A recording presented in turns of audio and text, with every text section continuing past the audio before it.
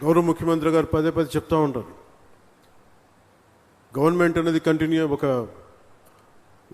Governance అనేది ఒక continuity. అది ప్రభుత్వాలు మారచ్చు, పార్టీలు మారచ్చు, కానీ ప్రభుత్వం మటుకు స్థిరంగా ఉంటుంది. గత ప్రభుత్వాల్లో ముఖ్యంగా ప్రత్యేకించి గత ప్రభుత్వంలో పారిశ్రామికవేత్తలకి ఎలాంటి ఇబ్బందులు ఉన్నాయో అలాంటివి తెలుసు.